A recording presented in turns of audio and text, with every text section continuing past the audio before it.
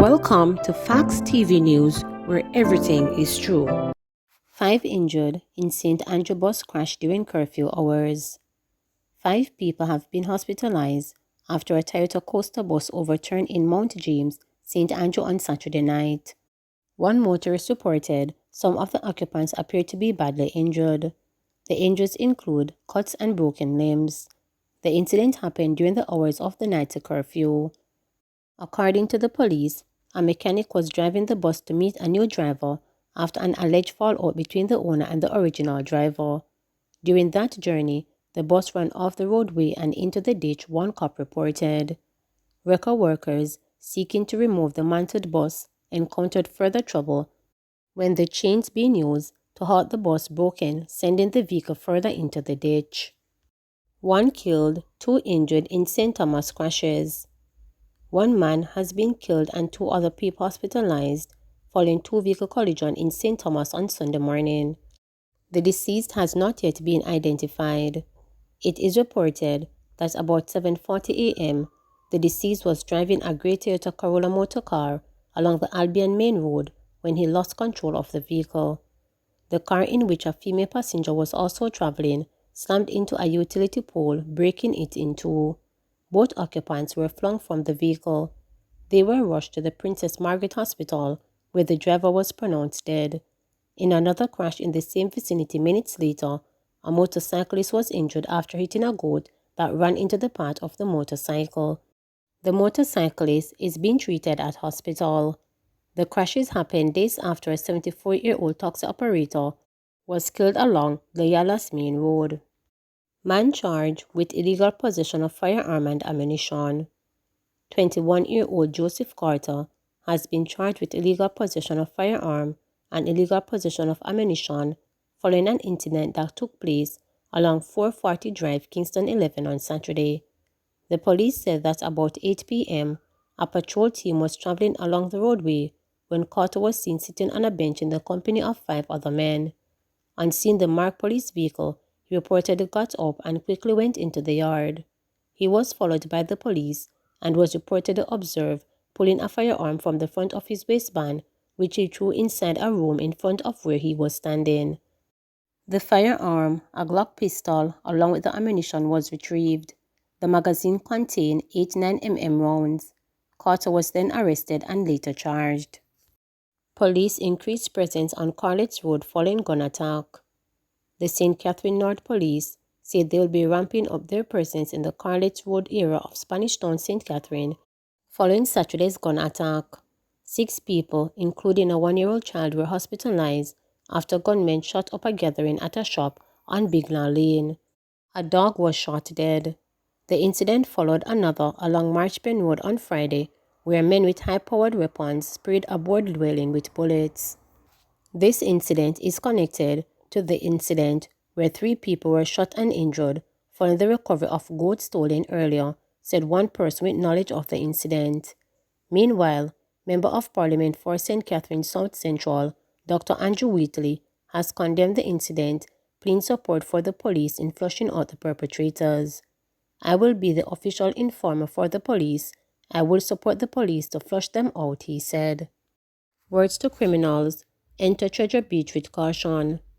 As of now, criminals who decide to enter Treasure Beach and its environs will not be treated lightly by the people of those areas in St. Elizabeth.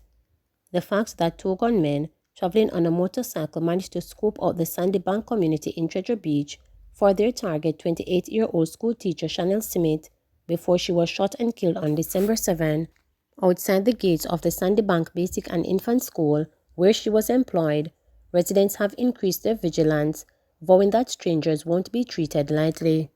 Explaining that they are not accustomed to such a horrific crime in their community, the people told reporters that the roughly 7 explosions, which rippled the air around 8 a.m., sounded to them like motorcycles backfiring, which is a regular occurrence.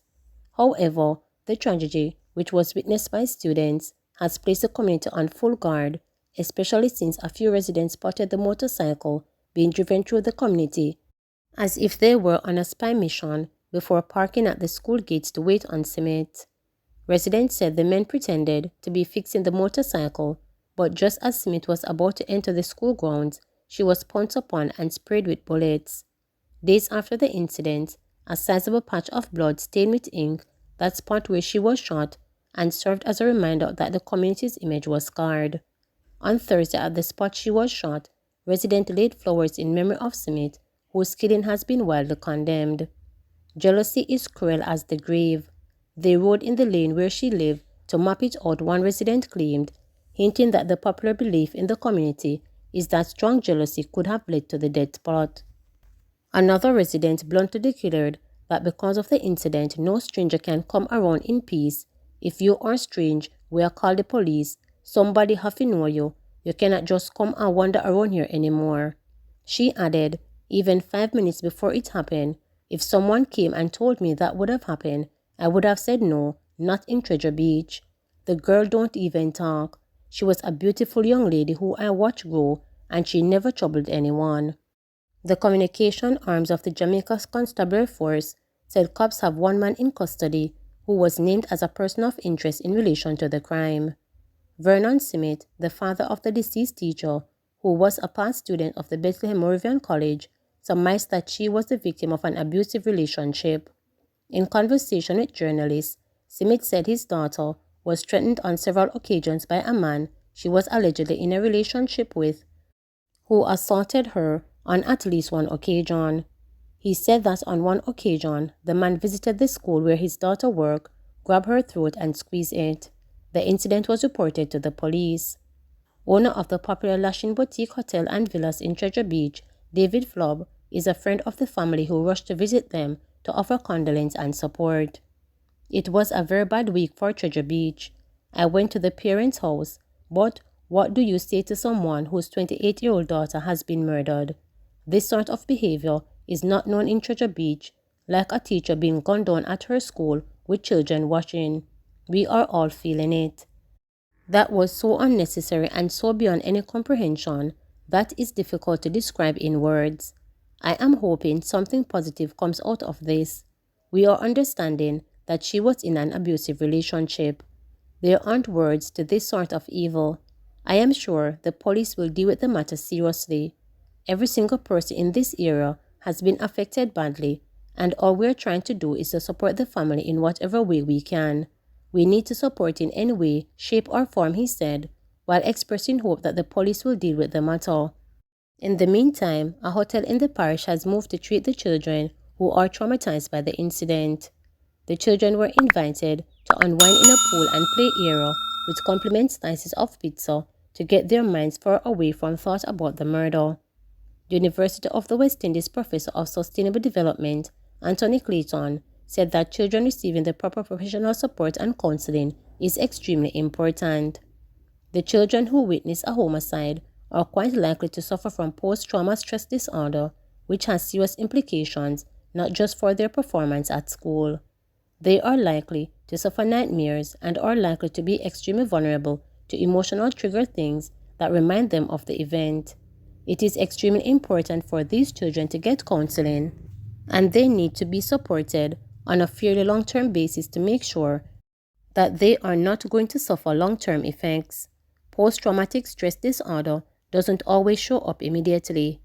This is horrifying. If it turns out that this young woman reported that she was being attacked and the police didn't take her seriously, then there should be an inquiry into why the police did not take her complaint seriously, Clayton added. St. James Fire Chief to retire. Career firefighter Dolphin Doman has been lauded by the St. James Municipal Corporation for his years of service to the city of Montego Bay as he heads into retirement. Doman, the superintendent for the St. James Fire Department, was honored during the corporation's regular monthly meeting last Thursday. It is my understanding that this is the last meeting for Superintendent Doman before he goes into retirement, so I would just like to say that he has been a very competent, dedicated and committed superintendent, said Mayor of Montego Bay, Leroy Williams. After almost 40 years of service to Montego Bay, Mayor Williams said that the fireman will be missed for his hard work and commitment.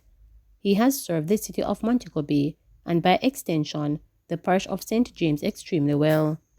Superintendent, we are going to miss you, and if it was possible for us to prevent you from going on retirement, we would have. But that is not our prerogative, so we are going to allow you to go in peace, the mayor said. Councillor for the Spring Gardens Division, Dwight Crawford, Jamaica Labour Party, also reminisced on what he described as the fireman's impressive work ethic. Mr. Doman is a gentleman. He has been a great representative to the Jamaica Fire Brigade. He is accessible, and he gets to it whenever you called him, said Crawford. He added, he has left the bar very high, and I trust that the person who comes after him will have some difficulty trying to reach it, but I am sure he will be equal to the task. Sharing that his retirement will take effect in early January, Doman thanked the SJMC for its continued support throughout his 38 years career. I proceed on retirement leave on January 7, and I want to thank the councillors and this municipal corporation, as well as other agencies in the parish that have given me sterling support over the years that I have been in charge of the St. James Fire Station, said the superintendent. The fireman added, I must thank the municipal corporation for also giving me the opportunity to serve. In fact, it was this corporation, back then the parish council, that recruited me in 1982, and so I am very grateful for the opportunity given to me to serve the people of St. James. Several departments of correctional services engagements being revamped. The Ministry of National Security says 15 bedridden and infirmed inmates are now receiving specialized care at the Department of Correctional Services DCS recent open medical center and infirmary located at the Tamarind Farm Adult Correctional Center in St. Catherine. Minister without portfolio in the ministry, Senator Matthew Samuda, said the inmates were transferred from the St. Catherine and Tower Street Adult Correctional Centers to the 25-bed facility, the first of its kind, which caters to inmates in need of special care and medical treatment. Samuda noted that the facility's establishment is consistent with the government's commitment to improving the duty of care, observing the provision of treatment of bedridden and infirmed inmates, as well as the wards within our care. The minister, who was making a statement in the Upper House on Friday, noted that this arrangement resulted from corrective actions undertaken by the administration in response to 2 special investigation reports by the Independent Commission of Investigations INDECOM. These related to the death of 81-year-old Noel Chambers, a former inmate of the Tower Street Adult Correctional Center, which resulted from the challenges experienced by the DCS to adequately provide for the healthcare needs of bedridden and infirmed inmates. Chambers died while in the care of the DCS after being incarcerated for 40 years without trial, having been deemed unfit to plea. Samuda noted that the report shed light on notable systematic weaknesses, such as human resource constraints and infrastructural deficiencies within the DCS, particularly in relation to the care of such vulnerable groups. The second INDECOM report related to the treatment and care of the wards at the Rio Kirby Juvenile Correctional Center. While the report highlighted several best practices in relation to the administration and treatment of the wards, they were overshadowed by the allegations of breaches against the rights of the wards and contravention of key provisions of international conventions, the minister explained. Subsequently, following a comprehensive audit undertaken in relation to Chambers' death and an in-depth review undertaken by the Correctional Service Technical Working Group commissioned by Samuda in relation to the care of wards, an action plan was devised to address the deficiencies identified. He said that among the key issues evolving from the reviews was the unavailability of sufficient human resources, including adequate medical practitioners, to meet the demands of the current population of inmates with special health care needs. Since undertaking this review, the DCS has expanded its cadre of medical doctors to include 5 medical doctors and 6 health aides, the latter that has been assigned to the infirmary, he said. Samuda also noted that approval has been granted by the Ministry of Finance and the Public Service to recruit 12 psychiatrists and 10 psychologists to join the 2 psychologists currently on staff, noting that these additions will bring sufficient improvements in meeting the needs of those vulnerable groups. Additionally, the Ministry of National Security is at an advanced stage in the procurement of a specialist psychiatrist who will be tasked with ensuring the timely assessment of all unfit to plea inmates with a view to having their matters relisted before the court for a final determination, he said. According to the ministry, the United Nations Children Fund Jamaica, a member of the CSTWG, has committed to partner with the National Security Ministry to provide training for correctional officers in the areas of child rights and justice and support in developing standard operating procedures. This, we believe, will help to change the culture, will help to change the training, and will ultimately change the outcomes for the juveniles who are in the correctional services care, Samuda added. Jamaica reports 40 new COVID-19 cases, 1 death. Jamaica on Sunday reported 40 new COVID cases and 1 virus-related death. This brings the total number of confirmed cases recorded on the island since the start of the pandemic to 91,765 and the death toll to 2,425.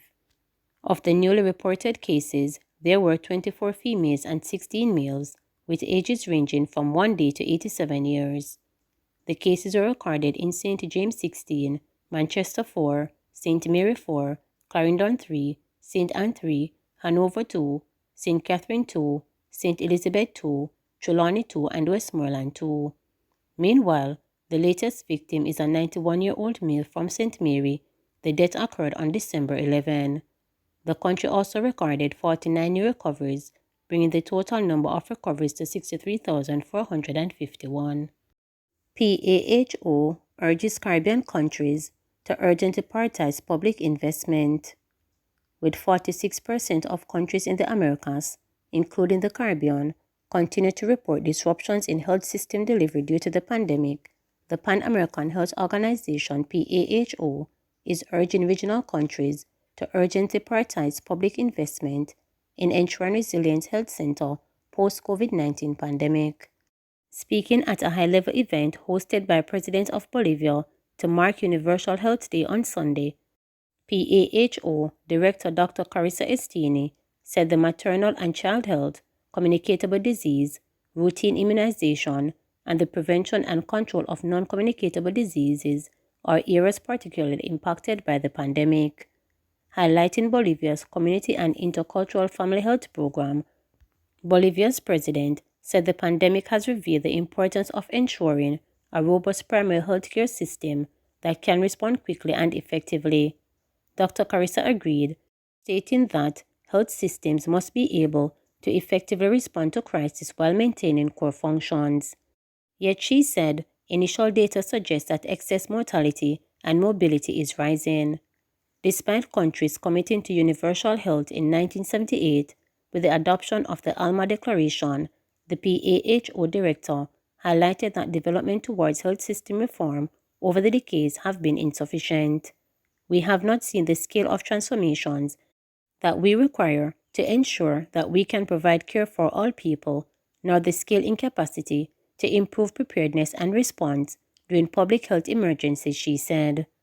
Dr. Carissa said the theme of Universal Health Day 2021, Leave No One's Health Behind, Invest in Health Systems for All, is only achievable through a primary healthcare approach which provides us with a platform to deliver quality, comprehensive care to all.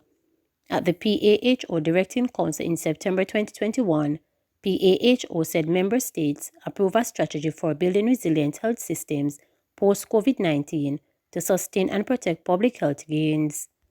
The plan includes 4 lines of action: transformation of health system based on primary healthcare approach, strengthening leadership, stewardship, and governance, strengthening capacity of health service, delivery network, and increasing and sustaining public financing in health and social protection. Dr. Carissa underscored the adequate financing, a quantified workforce, increased primary healthcare services, access to health technologies, medicines and information systems, and increased capacity for regional research and development should be the focus of countries as they work towards ensuring the development of resilient healthcare systems. We must be better prepared, she said. We must address pre-pandemic systemic deficiencies as a matter of priority.